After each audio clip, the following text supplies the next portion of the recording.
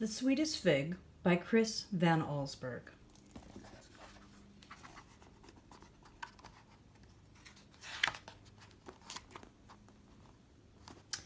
Monsieur Bibot, the dentist, was a very fussy man. He kept his small apartment as neat and clean as his office. If his dog Marcel jumped on the furniture, Bibot was sure to teach him a lesson. Except on Bastille Day, the poor animal was not even allowed to bark. One morning, Bibot met an old woman waiting at his office door. She had a toothache and begged the dentist to help. "But you have no appointment," he told her. The woman moaned. Bibot looked at his watch. Perhaps there was time to make a few extra francs. He took her inside and looked in her mouth. "This tooth must come out," he said with a smile. When he was done, the dentist said, "I will give you some pills to kill the pain."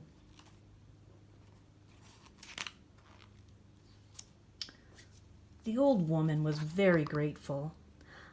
"I can't pay you in money, but I have something much better." She took 2 figs from her pocket and handed them to Bibot. "Figs!" he said angrily. "These figs are very special," the woman whispered. "They can make your dreams come true." She winked at him and put her finger to her lips. It was clear to Bibot that the woman was crazy. She set the figs down and took her by the arm.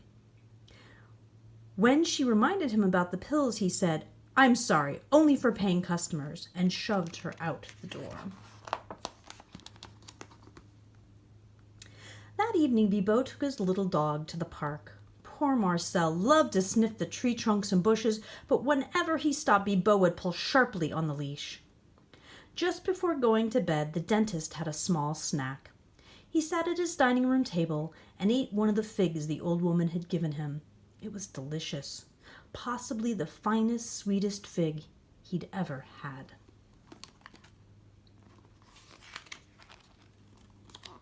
In the morning, Bibot dragged Marcel down the stairs for his morning walk. The steep steps were hard for the short-legged dog, but Bibot wouldn't think of carrying his pet. He hated to get Marcel's white hairs on his beautiful blue suit. As he walked along the crowded sidewalk, Bibot could not help noticing people looking at him. "They are admiring my suit," he thought.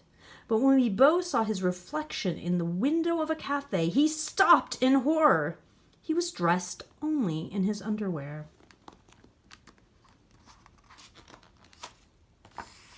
The dentist turned and ran into an alley. "Sacre bleu," he thought. "What has happened to my clothes?" Then he remembered the dream he'd had last night.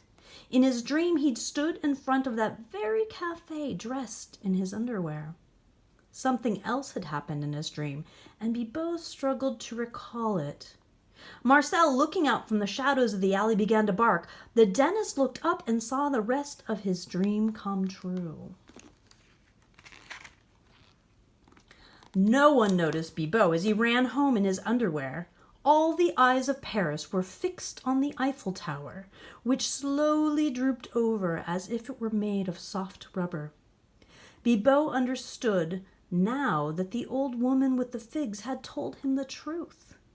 He would not waste the second fig.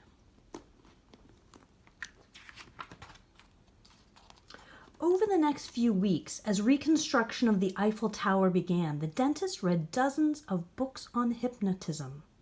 Each night before he went to sleep, he gazed into a mirror and whispered over and over, "Bibot is the richest man on earth. Bibot is the richest man on earth."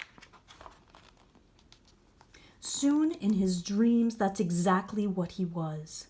As he slept, the dentist saw himself steering his speedboat, flying his airplane, and living in luxury on the Riviera. Night after night, it was the same. One evening, Bibot took the second fig from his cupboard. It would not last forever. Tonight, he thought, is the night. He put the right fruit on a dish and set it on his table. Tomorrow, he would wake up the richest man in the world. He looked down at Marcel and smiled. little dog would not be coming along. In his dreams, Bibot had Great Danes. As the dentist reached into his cupboard to take out some cheese, he heard the crash of breaking china.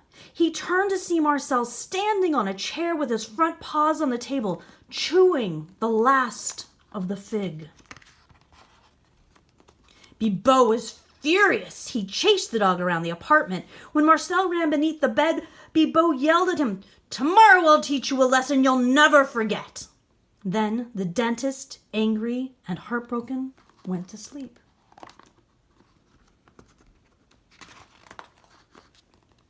When he woke up the next morning, Bibot was confused. He was not in his bed. He was beneath it. Suddenly a face appeared in front of him. His own face. "Time for your walk," it said. "Come to Marcel." A hand reached down and grabbed him. Bibot tried to yell, but all he could do was bark.